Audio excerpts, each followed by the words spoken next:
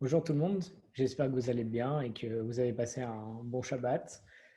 Bien entendu, tous les cours ils sont pour Arifa chez Mano Malad, les Neshmano Niftarim, dont Rachel Batiakov et pour Batiakot, et pour la Tzlachat, tous ceux qui en ont besoin. On va essayer de bosser un petit peu sur la Emouna en ce moment, cette semaine, on va essayer de voir. Et on va voir comment essayer de préserver la Emouna. Comment préserver notre foi? Parce qu'on se dit, on pourrait se dire, la foi, avoir la Emouna, c'est une mitzvah. Voilà, j'ai réussi à avoir cette mitzvah, c'est bon, je l'ai gagnée, je l'ai toujours, c'est un acquis. En réalité, non. On dit dans la Gemara, une des rares choses qu'il faut travailler toute notre vie, c'est la Emouna. C'est un combat continuel. Et, bien entendu, il faut toujours essayer de l'augmenter, d'aller de plus en plus haut. Mais surtout, il faut essayer de ne pas régresser. Si on stagne, c'est déjà bien de stagner, ça veut dire qu'on a quand même une émouna, même s'il faut toujours aller de l'avant, mais surtout, chas shalom, de surtout pas tomber en arrière.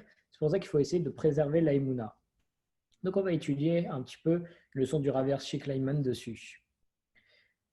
Il commence toujours par une petite histoire. On dit qu'il y a quelqu'un qui prévoit de faire une grande route. Dans la route, il y a des embûches, il y a plein de trucs comme ça. Et en réalité, ici on parle aussi de l'histoire des Juifs. Parce que les Juifs, ils ont eu une longue route durant toute l'histoire juive, et il y a toujours eu des embûches, toujours à travers les âges, on a eu des empires contre nous, des empires entiers, on a toujours eu des embûches, toujours eu des problèmes. Et le prophète Havakouk, il a averti justement les générations futures, dont nous, qu'on aurait besoin d'un atout essentiel pour pouvoir continuer notre chemin, pour pouvoir continuer d'avancer comme ça, malgré toutes les embûches qu'on a, on a besoin d'un atout essentiel. Le prophète, il nous dit que l'homme vertueux, il vivra grâce à sa émouna, comme on voit dans son livre Habakkuk. C'est seulement grâce à la émouna que l'homme vertueux peut vivre. Et on parle de vivre, c'est vraiment vivre Mahamash, c'est pouvoir être en vie, c'est pouvoir continuer de vivre, d'exister. On a besoin de la Emouna, on a besoin de notre croyance en Akadosh Baruch Hu. Et l'alter de Kelm nous explique que puisque Habakkuk, il était parmi les derniers prophètes, alors justement, on dit que les derniers prophètes, les prophéties qu'il donnait, c'est des prophéties pour la fin du temps.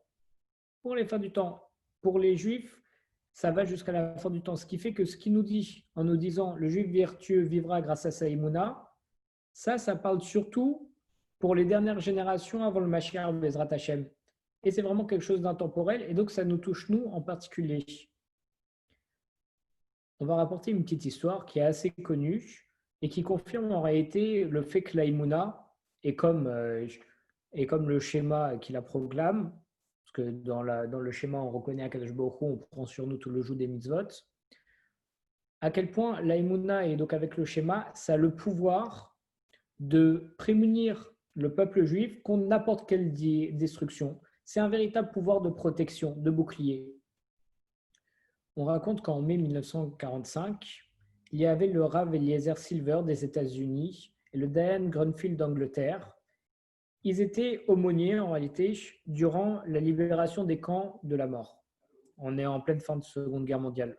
Lorsqu'ils sont arrivés sur place, ils ont appris que de nombreux enfants juifs, ils avaient été placés dans un monastère en Alsace-Lorraine. Et donc, les rabbins, ils ont décidé d'aller dans ces monastères pour essayer de rapatrier tous les enfants juifs qui ont été cachés là-bas, justement pour cacher leur judaïsme. Et donc, quand ils sont allés dans les monastères pour récupérer les enfants, automatiquement, le prêtre du monastère, il a demandé des certificats officiels pour montrer qu'ils étaient bien juifs pour pouvoir laisser partir les enfants. Et il a dit que le certificat, c'est la seule manière justement de certifier qu'il y avait des enfants qui étaient réellement juifs et qu'on pouvait leur rendre. Parce que sinon, ils pouvaient s'imaginer que la Rabbanim y viennent pour prendre n'importe quels enfants et pour faire je ne sais quoi, pour les convertir, peu importe. C'est pour ça qu'ils ont besoin d'un certificat. Mais dans cette époque qui était absolument chaotique, on vient juste de sortir de la Seconde Guerre mondiale, c'était absolument impossible d'avoir des certificats.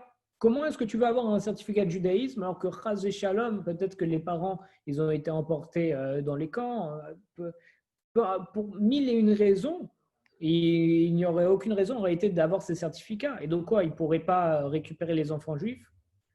Alors les rabbins, ils ont eu une idée. Ils ont demandé à revenir le soir même dans le monastère. Et au moment où juste au moment où les enfants ils allaient se mettre au lit, et bon, le prêtre n'était pas très content, mais il a accepté. Et ce soir-là, tous les enfants, ils allaient petit à petit se coucher. Et les rabbinim, ils ont marché le long des lits des enfants. Ils se sont mis à côté des rangées. Et là, ils ont crié, ils ont chanté, ils ont dit Shema Israël, Hashem Elokeinu, Hashem Echad. Ils ont dit le schéma, le premier verset du schéma. Et là, on voit qu'il y a plein d'enfants qui étaient en réalité originaires de divers pays d'Europe. Ils se sont mis à pleurer et chacun dans leur langue, ils ont dit maman, maman. Et c'est justement parce que leur mère, durant leur enfance, quand ils étaient encore plus petits, à chaque fois, elle leur disait avant de dormir fais Shema Israël, Hashem Elokeinu, Hashem Echad. Et c'est là, et c'est quand les rabbinim ils ont dit ça, les enfants juifs se sont levés, ils se sont mis à pleurer, ils ont dit maman, maman, où tu es, toi qui nous as appris justement ces paroles. Et c'est là où on voyait leur véritable identité.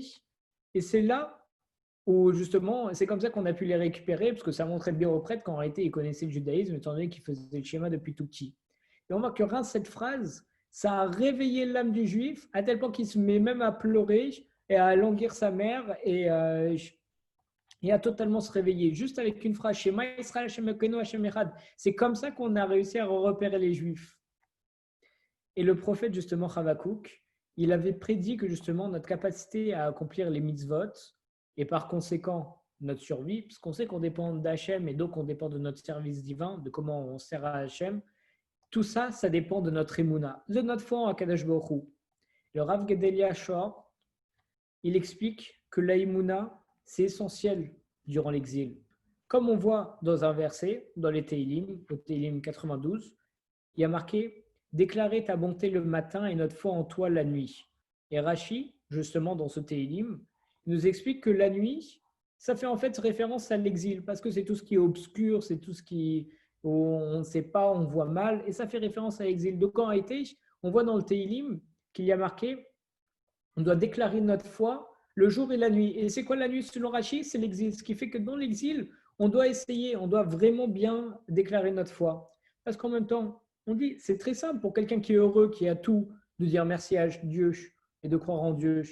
Mais c'est au moment où c'est une période compliquée, où tu es dans une épreuve, c'est là, tu arrives à dire merci à Kadosh Baruch Hu, et je sais que c'est Kadosh Baruch Hu qui m'a envoyé ça, c'est là toute ta force. Et c'est là que tu vas avoir toutes les bénédictions et que tu vas t'en sortir. Et Dieu, justement, il t'envoie des épreuves, entre autres, pour savoir si tu vas le reconnaître dans les épreuves, si tu vas voir que c'est pour grandir, que c'est pour le bien.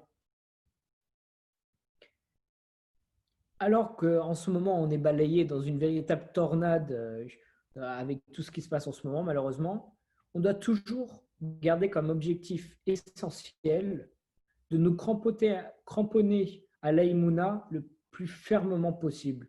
On doit se cramponner à l'aïmouna, on doit se cramponner à la foi, on doit toujours bosser la foi, on doit vraiment s'attacher à ça. Comme on voit dans le Midrash, il y a marqué par le mérite de l'aïmouna, le peuple juif est sorti d'Égypte. C'est grâce à l'aïmouna que les bénis Israël sont sortis d'Égypte. Et justement, et c'est par le mérite de l'aïmouna qu'on sera aussi délivré dans le monde futur. C'est grâce à l'aïmouna qu'on a été sorti de l'esclavage et c'est grâce à l'aïmouna qu'on va être délivré dans le monde futur. Ainsi, comme nous dit le Rambam, on ne peut rien apprendre ou enseigner de plus fondamental que l'aïmouna. Comme on a vu dans le cours précédent, l'aïmouna, c'est la base de tout notre service divin, de toutes les mitzvot. C'est pour ça qu'on dit faire toutes les mitzvot, c'est vachement bien. Mais tu vois, la tzedaka, tu veux faire la tzedaka, tu prends une pièce, tu mets dans la main d'un pauvre, tu as fait de la tzedaka. Tu mets dans une boîte de tzedaka, tu as fait de la tzedaka. Mais l'aïmouna, tu n'as rien de concret pour la faire. C'est juste une manière de penser et toujours reconnaître Akadosh Baruch Hu, mais c'est la base de toutes les mitzvot. C'est grâce à l'aïmouna que tu vas pouvoir faire toutes les mitzvot. Et c'est quelque chose qui se travaille sans arrêt, encore une fois.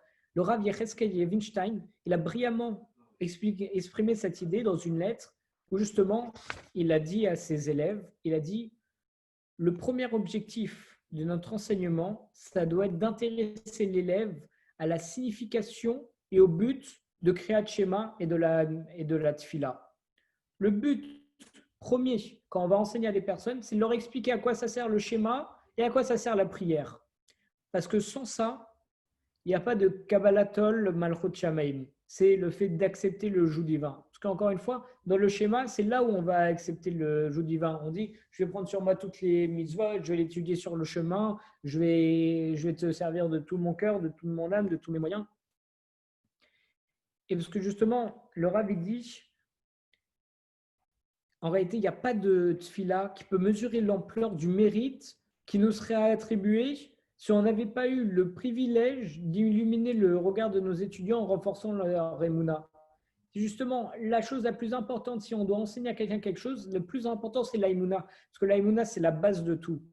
Et c'est grâce à l'aïmouna qu'on va reconnaître Akadosh Baruch Hu, vu que c'est le principe même. C'est grâce à ça qu'on pourra, Bezrat Hashem, recevoir toutes les bénédictions. Bonne soirée à tous.